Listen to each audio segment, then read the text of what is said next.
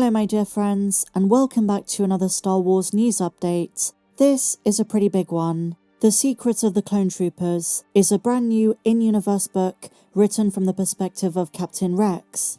As we've covered with Secrets of the Bounty Hunters, Secrets of the Wookiees, Secrets of the Jedi, and Secrets of the Sith, this series gives us a unique, introspective look at some of the most important groups and characters from around the galaxy, and this time it was the turn of the clones, narrated by a fan favourite. And the big story going round is that Lucasfilm have confirmed the retcon of Captain Rex being in Return of the Jedi is true. We know from the Star Wars Rebels Season 4 epilogue and Star Wars Galaxy of Adventures that he fought during the Battle of Endor, but the contention was, is he Nick Sant, the older bearded man in Return of the Jedi? When the movie came out, obviously Captain Rex didn't exist yet, but this is something fans have hoped to be retconned, for Nick Sant and Captain Rex to be one and the same. Nick Sant could have just been an alias that Captain Rex went by.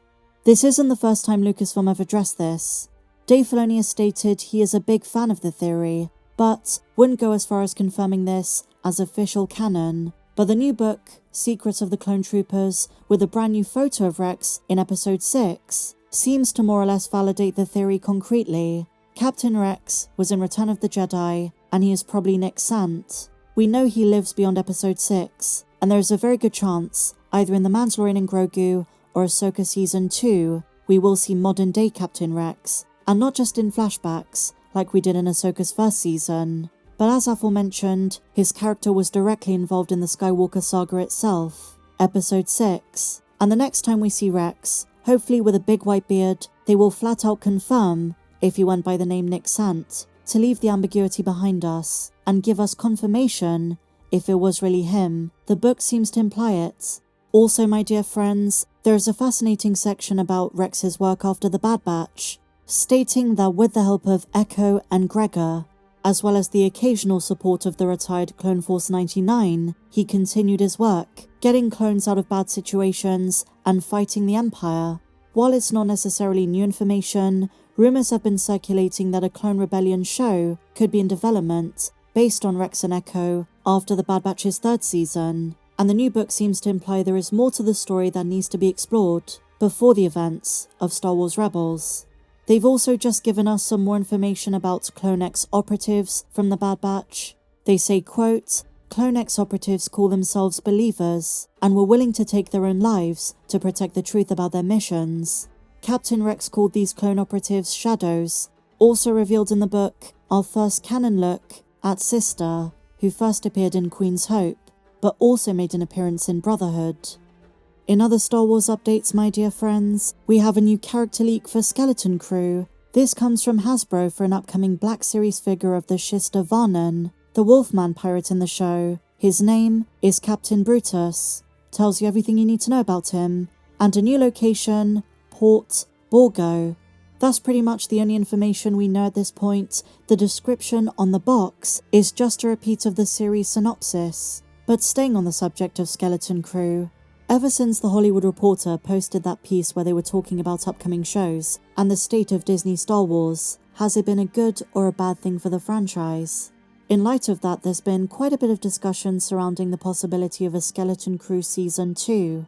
After all, they do mention that Lucasfilm is open to that possibility if the viewership is good on the first season. I don't know if that's going to happen. I have my doubts on if casual audiences are very interested in that show. But something I don't think people realise is that the ages of the children when the first season shot versus now, or when a second season goes into production, is kind of an issue. There was even a report that was a problem when they were filming, how a couple of actors changed and obviously naturally grew during that time, and so reshoots were quite difficult. So if a second season does happen, they're gonna have to set it later in the timeline and take into account those factors. We're now 55 days away until Skeleton Crew. As always, I will be breaking down every episode as it drops, and hopefully we do have a lot of very exciting things to talk about, so make sure you're subscribed.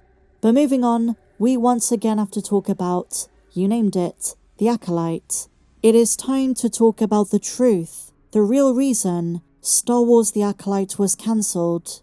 The truth! Now, do you guys remember a couple of weeks ago, there was an article stating The Acolyte went so far over budget, it cost $230 million, and that was only when they were halfway through post-production.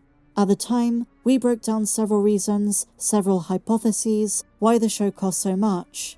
And I was baffled, because several analysts who broke down the numbers still couldn't make sense of them, but Slashfilm have their own theories, and to be honest, this too fails to get to the truth.